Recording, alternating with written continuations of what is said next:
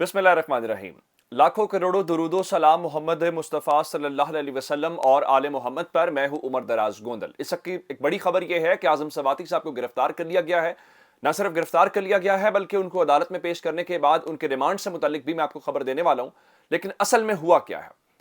ये गिरफ्तारी, एक तो ये गिरफ्तारी क्योंकि हमें ये बताया गया था कि इस्टेब्लिशमेंट न्यूट्रल है, तो क्या इस्टेब्लिशमेंट न्यूट्रल है या गिरफ्तारी ये हुकूमत ने इस्टेब्लिशमेंट के सर के ऊपर की है या इस्टेब्लिशमेंट ने गिरफ्तारी करवाई है? ये इंपॉर्टेंट सवाल है।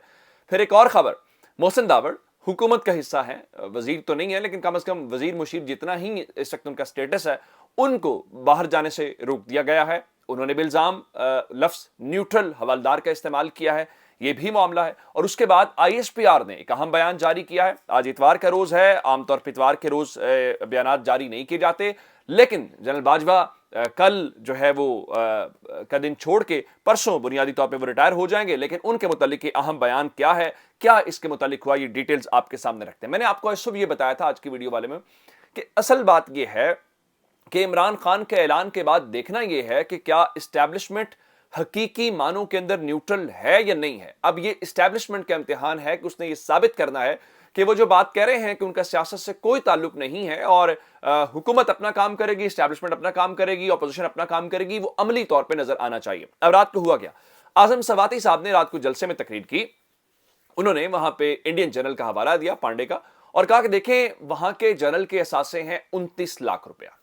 और उन्होंने जनरल बाजवा को मुखातिब किया और कहा कि आप ये बताएं आपके पास ये अरबों रुपए कैसे आ गए? वो लखपति हैं और आप अरबपति हैं, तो आपको ये जवाब भी देना चाहिए। उसके बाद हुआ ये कि सोशल मीडिया के ऊपर कुछ ट्वीट्स हुए जिसमें उन्होंने जनरल बाजवा का नाम लिया, जिसमें उन्होंने जनरल फैसल नसीर का नाम लिया, जरा इस किस्म के अल्फाज इस्तेमाल किए, जिसकी बुनियाद के ऊपर रातों रात FIA ने साइबर क्राइम एक्ट के तहत उनके खिलाफ मुकदमा दर्ज किया। न सिर्फ मुकदमा दर्ज किया, आज सुबह सवेरे उनके वारंट गिरफ्तारी भी इस पर हासिल की और सुबह सवेरे FIA की टीम उनके घर पहुंच गई और उनको घर से गिरफ्तार कर लिया।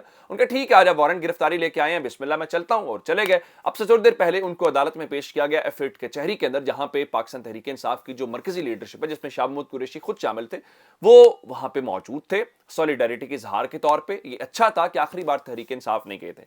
अब उनके जिस्मानी रिमांड के हवाले से तो फैसला महफूज हो गया है, या जब आप वीडियो देख रहे होंगे तो शायद फैसला आ भी गया हो, लेकिन FIA हुकाम उनको लेके वहां से रवाना हो गए हैं। आज अदालत ने तफ्तीशी अफसर से यह सवाल पूछा कि आप ये बताइए कि आपने इनको गिरफ्तार किया है तो कुछ जुर्म भी इनका होगा, आपने इनको क्यों गिरफ्तार किया? तो उन्होंने कहा जी कुछ ट्वीट्स किए हैं।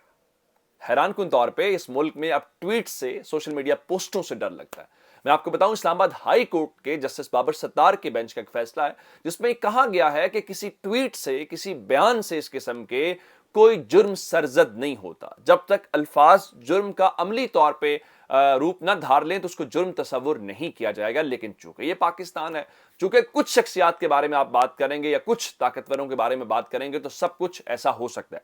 उसके बाद जो चेयरमैन सेनेट हैं उनको भी बता दिया गया है कि जनाब हमने आपका एक सेनेटर गिरफ्तार कर लिया है, तो इस बारे में कोई परेशानी वो वाली बात नहीं है। उसकी वजह यह है कि आजकल तहरीक इंसाफ की गिरफ्तारियां तो कोई इतनी बड़ी बात नहीं, खुशी से की जाती हैं।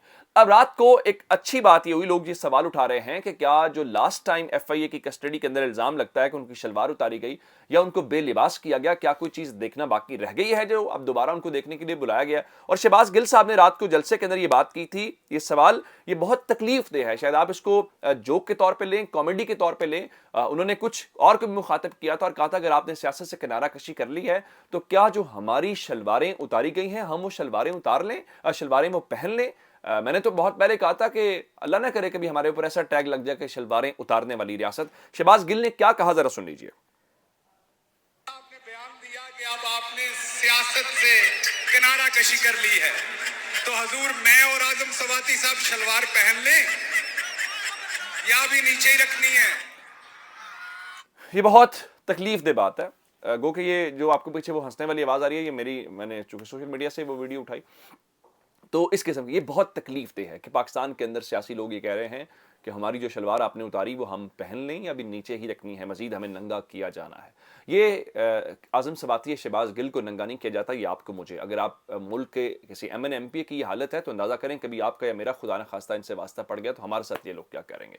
अब ज़रा खबर सुन लीजिए, चूँकि असासों की बात हो रही है तो असासों के मुतालिक अब से थोड़ी देर पहले ISPR ने जनरल बाजवा के हवाले से سوالوں کے جواب تو دیے ہیں یا نہیں دیے، بہرحال ایک بیان ضرور آیا، میں آپ کے سامنے وہ بیان رکھنا چاہتا ہوں. اور بیان کیا ہے؟ بتایا گیا ہے جی army chief general Qamar Javed Bajwa اور ان کی فیملی کے اثاثوں سے متعلق سوشل میڈیا پر گمراہ کن اعداد و شمار شیئر کیے گئے.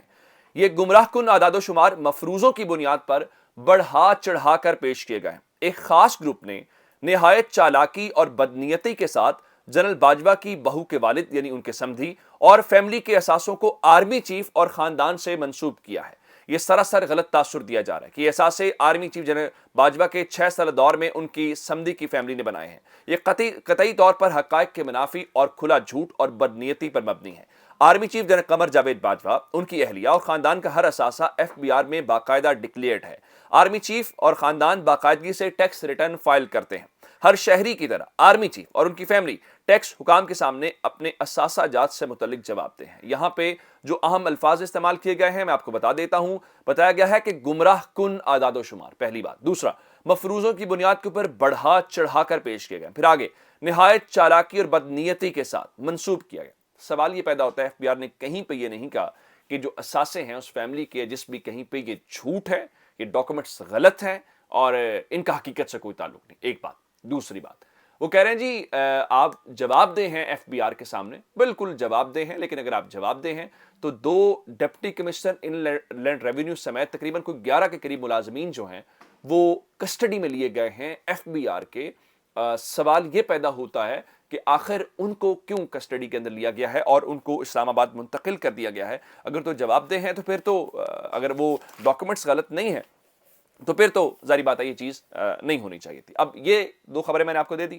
تیسری خبر، محسن داوڑ، وہ تعلق تو ان کا PTM سے ہے. جب عمران خان کے خلاف تحریک عدم اعتماد کامیاب ہوئی تھی تو انہوں نے ایک سیلفی لی تھی قومی اسمبلی کے فلور کے اوپر کھڑے ہو کے، اور اس کا کیپشن انہوں نے لکھا تھا 174. 174 کا مطلب یہ تھا کہ شہباز شریف نے 174 نمبر لیے ہیں اور آپ کے خلاف 174 ووٹ پڑے ہیں. اب آج وہ جا رہے تھے صبح سویرے تاجکستان ایک سیکیورٹی ڈائلاگ کے لیے، اور ان کو وہاں پہ روک لیا گیا ایئرپورٹ کے اوپر اور ان کو بیرون ملک جانے سے روک دیا گیا. میں محسن داوڑ کے ٹویٹ پڑھ کے سنا دیتا ہوں وہ کیا کہتے ہیں. I was stopped at Islamabad airport by FIA and prevented from traveling to Tajikistan to attend Herat security dialogue. This is outrageous as cabinet had removed my name from ECL for 2 months. Once again, neutral Havaldar demonstrates that he has more authority than the federal government.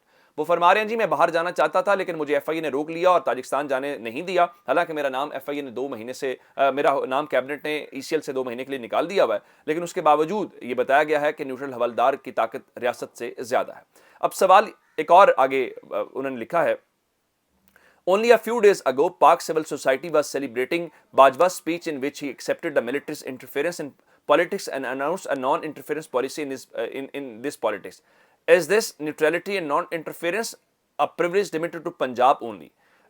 Stopping an elected representative of thousands of Pashtuns from travelling to become part of regional dialogue is a testimony to the fact that it is coming years Pashtun will. اچھا یہ آپ card کھیل رہے ہیں پشتون اور پنجابی کا، یہ غلط بات کر رہے ہیں. یہ محسن داوڑ جو ہیں کیا حکومت کا حصہ نہیں ہے؟ کیا شہباز شریف کا حصہ نہیں ہے کیبنٹ کا؟ کیبنٹ سے مراد تو آپ مجھے بتائیے کہ آپ نے ان سے یہ سوال اٹھایا اپنی حکومت سے. ایک بات. دوسری بات، محسن داوڑ صاحب آپ PTM کا حصہ ہیں. PTM کا ایک اور رکن اسمبلی علی وزیر جس کا ووٹ آپ نے 174 جو لکھا تھا اس میں کاؤنٹ کروا لیا تھا، لیکن علی وزیر پابند سلاسل ہے. اگر آپ میں اتنی ہی تھی تو آپ پنجابی اور پشتون پہ کھیلنا چاہتے ہیں تو آپ پھینکتے اس حکومت کو، حکومت گر جاتی. 2 ووٹوں پہ تو حکومت گری ہے. تو یہ کارڈ مت کھیلیں. آپ حکومت گرانے میں آپ ان کے اتحادی ہیں جن کو آپ مخاطب کر رہے ہیں، ان کے کہنے پہ آپ نے عمران خان کی حکومت گرانے کے 2 ووٹ PTM کے لیے. آگے چلیے. عمران خان صاحب نے آج زمان پارک کے اندر اہم میٹنگز طلب کر لی ہے. آج وہ لیڈرشپ سے ملیں گے، اس کے بعد وہ بلائیں گے اپنی پارلیمانی پارٹیز کو اور ارکان اسمبلی سے فردن ملیں گے، جس کے بعد آگے معاملہ چلے گا. اب چیخیں آج سب کی سنائی دے رہی ہیں. میں آپ کو بتاؤں یہ لطیف کھوسا نے خود کہا جو کل کہہ رہے تھے، ان کا جی گورنر کے پاس سمری جس وقت چلی گئی اسمبلی ڈیزالو کرنے کی تو 48 آورز 48 گھنٹوں کے اندر وہ پابند ہوں گے. اور PDM حکومت کی کیا ہے؟ صالح ظفر صاحب کا آج مضمون آیا ہوا ہے جس میں فرما رہے ہیں کہ عمران خان کے استعفوں کے بعد PDM نے جوابی حکمت عملی بنا لی ہے، اور وہ فرما رہے ہیں کہ عمران خان نے چونکہ کہ بھئی نکلنے کا فیصلہ نہیں کیا استعفوں کا، آپ پہلے بھی کہتے تھے وہ نہیں نکلے گا. آپ انہی چکروں میں رہے گے اور آپ الیکشن کا بگل بک چکا ہے. اس کے علاوہ اس ملک میں اب کوئی اور حل دکھائی نہیں دیتا. اپنا بہت سارا خیال رکھیے گا. خدا حافظ.